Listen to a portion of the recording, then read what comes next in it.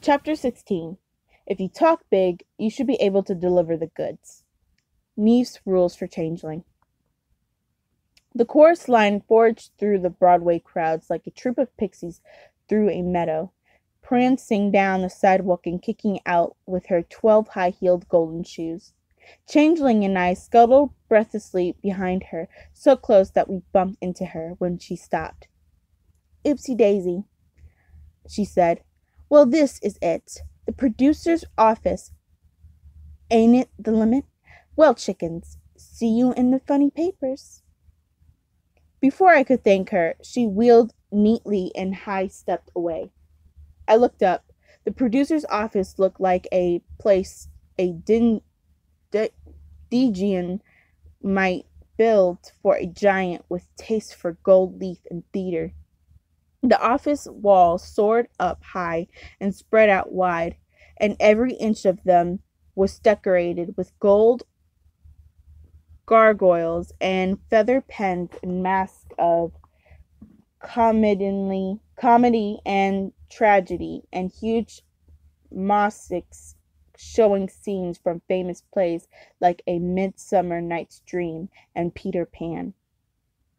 As I stood gawking at Peter Pan's fighting Captain Hook, someone bumped into me, growling something about tourists and Hicks. I pulled myself together and headed for the door. There were 3 sets of double doors, each big enough to admit a medium-sized dragon. The outer 2 were locked and chained. The central one was guarded by a bigger-than-life-size statue of Golden Griffin. A little golden bell dangled from its beak. I reached up to ring it, and the griffin flickered violently. Startled, I jumped back and waited until I was pretty sure nothing worse was going to happen, then tried again. This time my hand went through the bell like it wasn't there. Third time, I told myself, is a charm. On my next try, the bell buzzed loudly. I jumped, and the griffin blinked. "You 2 dolls got an appointment?" Its beak didn't move when it spoke, and it had a bad case of static. So its question sounded more like, "You crackle dolls crackle appointment?" But I got the drift.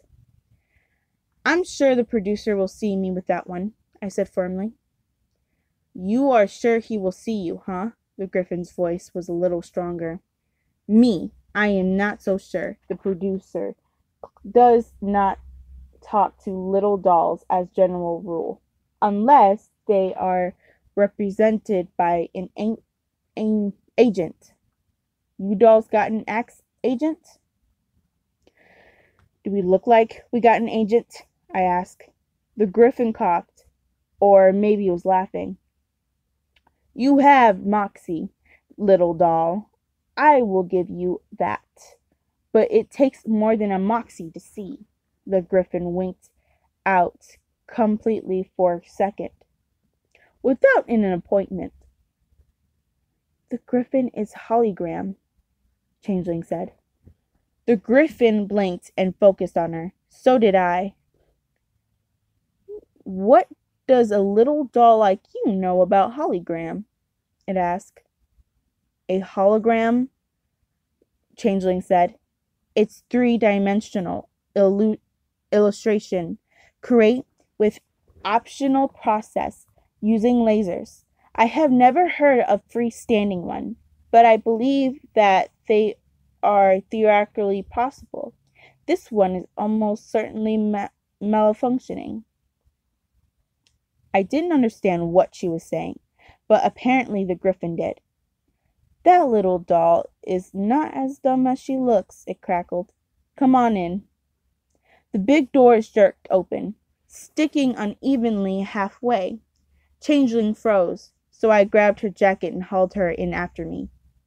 The producer's lobby was grand, but the outside of the building only more so. Arcs of plush red carpet, miles of glided carving, hundreds of changelings Hundreds of chandeliers like crystal waterfalls, mirrors, paintings, statues galore. No doors I could see, but there was a long golden staircase that curved gracefully up to the golden balcony. As we crossed the hall towards it, I caught sight of two wild-haired buggles sneaking across the luxurious carpet. One of them looked into my eyes with terrified astonishment. It was not a pleasant moment when I realized that boggles were changelings and me. The puka always said that attitude counts more with folk than appearance. I threw back my shoulders and marched up those golden stairs like I owned them. At the top, a second griffin flickered and fizzed as if it couldn't make up its mind whether it was really there or not. The elevator is yours to crackle, the griffin said. Shake your leg, dolls, the producer crackle. Luckily, there was only one elevator in sight and the only button on the panel inside. I pushed the button and the door hissed closed, shutting Changeling and me into a mirrored cube. Faced once again with my boggle-like reflection. I brushed at my skirt and picked some dried seaweed out my hair. It didn't help much. The elevator rose slowly, groaning and bouncing like a spider on a thread. I began to worry that the producer buggy computer was about to drop it or I don't even know how she knew that word. Materialize, it or make it go sideways. My reflection turned a delicate green. Changeling reflection didn't change at all. There was a soft ding, and the elevator quivered to a stop. The doors whooshed open, and I stumbled gracefully out of the long hall. Far at the end, a third griffin hologram lay across the threshold of a glided door. The griffin looked about like I felt. You could see the door's golden curlicues clear through it. It got to its feet, flickering madly. The producer crackle, it informed us. If he finds out that you little crackle are crackle with some cop mean crackle, he is going to be very crackle. This does not sound promising, but I wasn't going to turn back now. I glanced at Changeling, who was scowling at the griffin as she found it offensive. Let's get this show on the road, I said, holding on to my attitude as hard as I could. Your funeral, the griffin said clearly, and flickered out as the door swung open. Given the producer's taste for gold and scarlet, I was expecting his private office to be really special. It was special, all right. Dinging gray paint, a speckly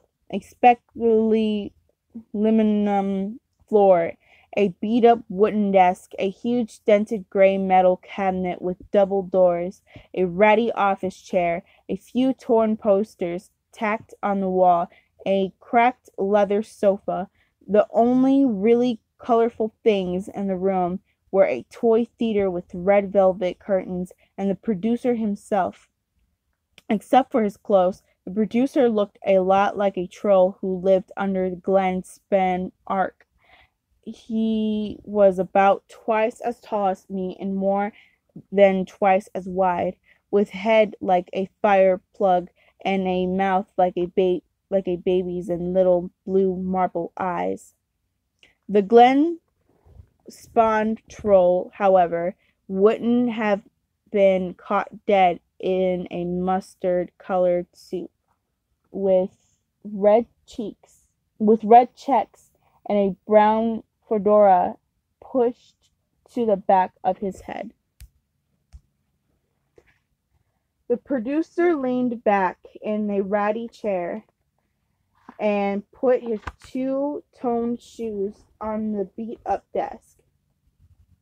A little bird tells me you dolls want to talk, he said. So talk. I took a deep breath, crossed my fingers behind my back for luck, and said that I'd heard that the Broadway computer was full of bugs. Since my companion and I knew something about computers, we thought we'd drop by and see if we could help him out. The producer of the Broadway laughed, showing flat yellow teeth. Help me out, huh? What kind of chump do you take me for? Everybody knows dolls are ignorant on the subject of computers.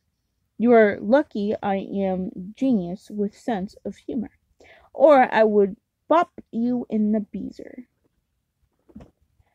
Then it's a good thing that I'm not a doll, isn't it? I said. Are you not a doll? He squinted his blue marble eyes at me. What are you, chopped liver? A mortal changeling? The producer laughed. It was not a happy sound. Are you thinking that is some kind of recommendation? I am somewhat sore on the subject of mortals at this time. The citizen that sells me this turkey is part of mortal himself. He tells me the tale that his computer is mortal fairy hybrid. Only one of its kind, completely resistant to gremlins and theater critics. He does not mention bugs. The producer ground his trollish teeth. What I find the citizen, I will bite his head off, and I will close him down so fast he will not know what hit him. That I will teach him to sell the producer of Broadway a turkey at all.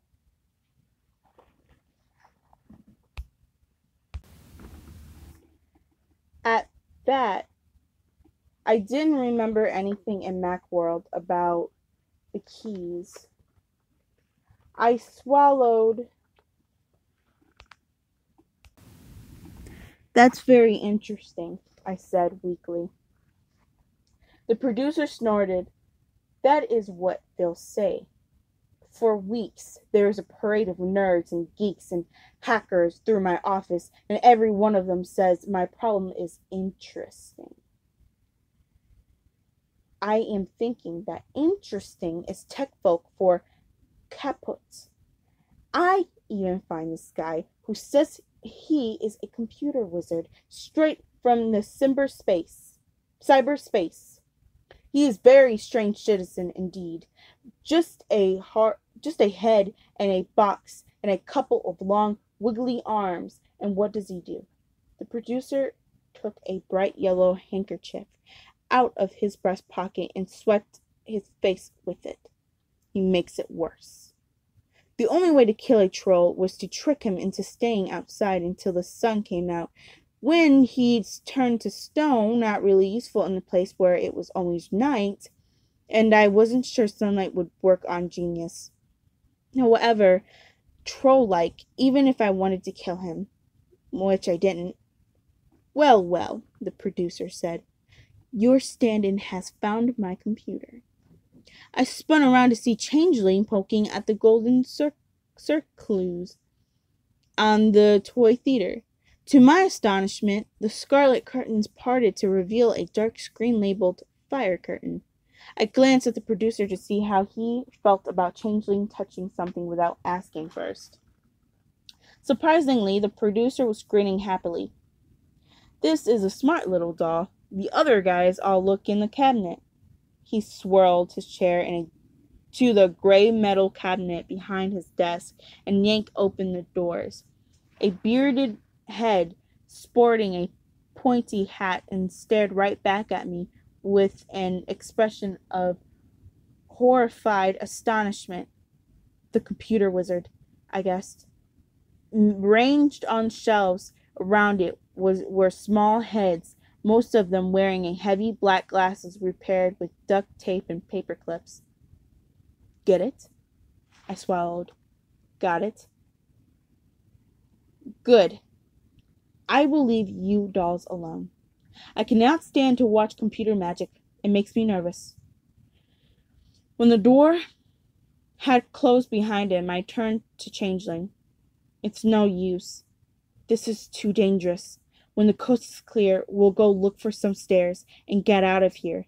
I'll think of some other way to get the ticket. Why? Changeling asked. If I knew what a beezer was, I would have bopped hers with myself. Why? Because I don't want our heads to end up in the producer's collection. That's why. You said you knew how to fix the computer. I was wrong. I tiptoed to the office door and cracked it open. The griffin was still lying across it, looking so faded and flickery that I doubted it would be able to stop us. However, the producer was slouched in a golden chair with his feet on the stool and put his hat pulled down over his forehead. His marble blue eyes met mine. I hope you dolls are not thinking of taking it on the lame.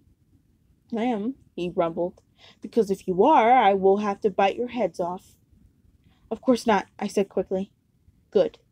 Now get back in there. I shut the door softly. Changeling had pulled the mermaid's mirror out of her shirt and humming in absorbed kind of way. Hey, Changeling, I said and nudged her gently with my toe. She didn't even notice. I wheeled the producer's chair over the toy theater and sat down. Macworld was all about computers with screens and keyboards. The producer's computer was a toy theater. Theatre. I think it's fine. With a computer, right? Wait, sorry. Still, a computer's a computer, right? I looked for a button labeled on, but wasn't surprised not to find one. Gingerly, I poked at the golden curl cue. Nothing happened. I poked at another. A panel below the theory opened and a flat board stud with rows of buttons popped out. Eureka! I pulled a curl into my mouth and studied the board. The buttons were marked with tiny faces, a smiling one, a frowning one, 2 winking ones, smiling ones, right eye and left eye, 2 winking, frowning ones, 4 with their mouths turned up and 1 an eyebrow raised, and so on, in tiny bewildering vibration. I didn't like the look of the frowning faces. The smiley face, however, seemed inviting. I moved my finger towards it. Changeling leaned over my shoulder, so close that her hair tickled my cheek. What are you doing? She asked. I spat out the curl. Fixing the computer. Go away, Changeling. You're making me nervous. She didn't move. Do you know what kind of computer this is? What operating system it is running? Do you know the manual? Manual? What is a manual? It is dangerous to work on a computer without reading the manual. It's dangerous not to work on it. Did you see those heads in the cabinet? Now leave me alone. I have to concentrate. Changeling pulled back, but she didn't go away. Irritated, I pushed the smiley face button and held my breath. The fire curtain rolled up slowly behind it. It was a stage, bare of everything but a hideous browny yellow thing as big as my fist. I looked at the bug. The bug looked back. It had face like a gargoyle or far too many legs, and its curved mouth parts were busily munching something bright and twitching. I shuddered and turned my attention back to the buttons. There were wavy mouths and looked kind of friendly. I pressed it hopefully. The bug swallowed the bright thing, stretched its mandibles in bored kind of way, and scuttled to the front of the stage. I yeeked and opened the door. You got a problem in here? The producer asked. I turned and grinned crazily at him. No, everything's just fine. Just fine. Good, the producer said darkly, and closed the door. I turned back to the stage, the fist-sized bug been replaced by the whole troop of smaller bugs. I hit a couple of buttons, more or less at random. The first one made the bugs arrange themselves into rows. The second made the march back and forth, across the stage desperately. I reached for the frowning face. Changling slapped my hand hard. Ow! What did you do that for? You are not approaching the task rationally. You obviously do not know anything about computers at all. You do not even know where to begin. I got up, sending the chair rattling across the floor. Okay, fine. Let's approach it rationally. It's a toy theatery that runs Broadway. Where do you think we should begin? Changeling held the mermaid's mirror. The silvery surface was filled edge to edge with complicated diagram. I think we should begin by consulting the manual, she said. I gaped at it, then wheeled the chair back to the theatre for her to sit in. Changeling studied the diagram, then punched a winking face and a worried one. Oh, worried one. Oh, the bugs formed a series of concentric spinning circles by archery target. It gave me an instant headache, but Changeling started to hum happily. She consulted with the mirror for a while, stared at the buttons, then pressed a surprised face. The bugs changed from yellowy brown to violet green. She went back to the mirror. I was chewing on my hair again. Out of sheer nervousness. It tasted terrible. I spat it out. Changeling looked up impatiently. Go away, you're bothering me. The producer's office walls were plastered with posters for plays, a Midsummer Night's Dream, and a Wicked, and Peter Pan, and framed drawings of actors signed with little hearts and X's and inscriptions like "With Love" and "Nibbles" and "Forever Yours," and for the big enchiladas. Enchiladas. Okay. Judging from the toothy smiles, most of them were vampires. When I was bored with pictures, I turned to the desk. It was piled with scripts and letters and theater managers complaining about the electrical service and striking graphers and slow deliveries of nectar to the confession stands. When I paged through the scripts, I was about to look at, except for the cabinet full of tech heads, which I'd already seen as much of I wanted to. Beyond the desk there were a window covered with wooden slats. I found a stirring hanging down one side and fiddled with it until I got the slates to raise, and then I looked out. Except when I was dangling from Carlyle's claws, I'd never been this high up. Broadway sparkled below me like giant's necklace, ruby and diamond, emerald and sapphire. From the distance it looked oddly peaceful. I leaned my forehead against the window and imagined it be like to live among theater folk. meeting supernaturals from all over the city, maybe even other mortal changelings. It might be fun. It would certainly be different. I hadn't seen any trees, for instance, and the lights of Broadway downed out the stars. The sun, of course, didn't shine at all. Broadway was a nice place to visit, I decided, but I wouldn't want to live there. 3 different sets of lights flickered and dimmed one after another, leaving large black gaps in the twinkling chain. I shivered and turned to see how Changeling was doing. Over the theater, things looked hopeful. The swan of bugs on the stage was a lot smaller than it had been. As I leaned over Changeling's shoulder, though there was a sudden population explosion, thousands of huge, gnarly bugs swam everywhere, their mouths parts gaping hungrily. They climbed the scarlet curtains, threatening to spill out over the control board and overrun the office. I screamed. Changeling pushed 3 buttons at once. The bugs disappeared.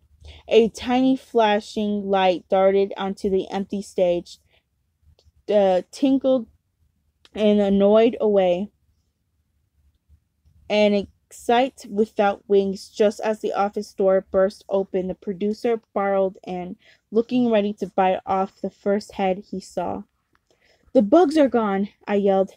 "Everything's okay now." But the producer had already shoved Changeling aside, chair and all, and staring at the little theater with horror.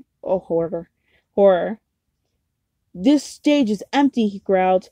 "Where are the programs? Where is my data? Where is the Broadway?" He glared from me to Changeling, who had rolled all the way to the window. "You chiselers, biting off your head is too good for you. I will cook you in a pie. I will have your guts for garters." I gaped at him, helplessly, too scared to think. Changeling rubbed her face and yawned.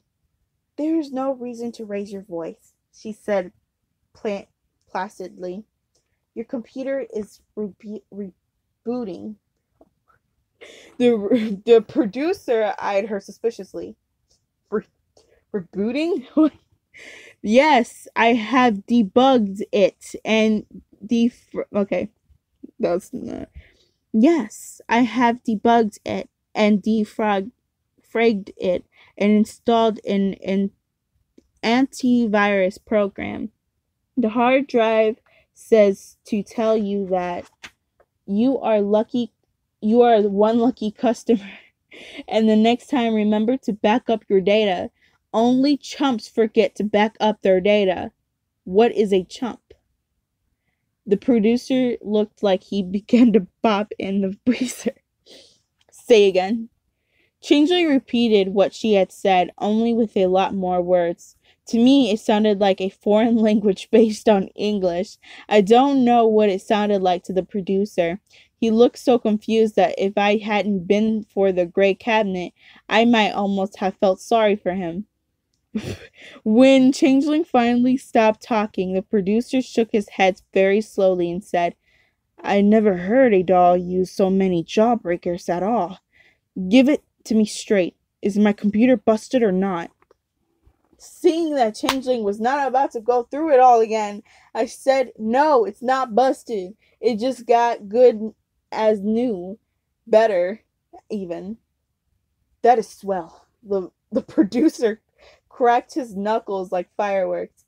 "If it is true, I know that you mortals are like. You make things up like crazy. I will test the computer as follows, and if it works, you will get reward. If it does not, I will not only bite your heads off, but grind your bones to make my bread. You got that?" I nodded. The producer sat down in front of the toy theater. Suddenly, I was horribly sure the computer wasn't going to work. He must have felt the same way because he touched a puzzled-looking face, as if it might bite him. We both held our breaths. A dwarf like supernatural trudged onto the stage. What? The producer let out a whoosh of breath and ordered up a pair of tickets for Wicked pronto. The tech dwarf trudged off again. See, the producer said to me. The tech folk charge many potatoes for computer fixing, but I am thinking, what use are potatoes to a couple of little dolls except to buy tickets to the show? I propose to you that we cut out the middleman and I reward you with a pair of house seats for Wicked. One for you and one for your stand-in. I understand that little dolls love Wicked more than someone. When the genius offers you a reward, you're not supposed to tell him that you rather have something else. But the thought of having to do trade with Sammy and Sculper inspired me. I told the producer how kind he was and how seeing Wicked was truly what every little doll dreamed about. Only this fairy I knew was friends with the original Tinkerbell and Peter Pan, and she said it was the best show on Broadway, and I wanted to see it so much and he couldn't be please consider making it the ticket for Peter Pan instead. Finally, the producer laughed and he said he'd come across with a deuce to the Pan play, and I was a queer duck at that. But I had plenty of moxie, and he liked that in a little doll.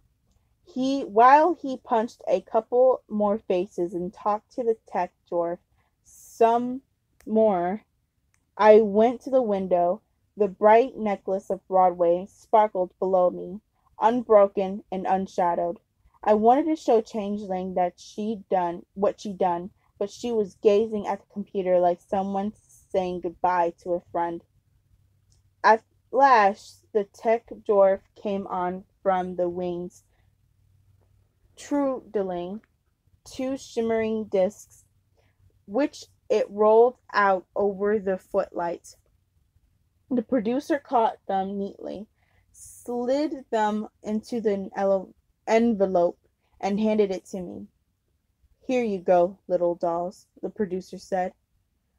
Orchestra center, with the original Tinkerbell, just like you want. If they give you any lip, tell them the producer sends you.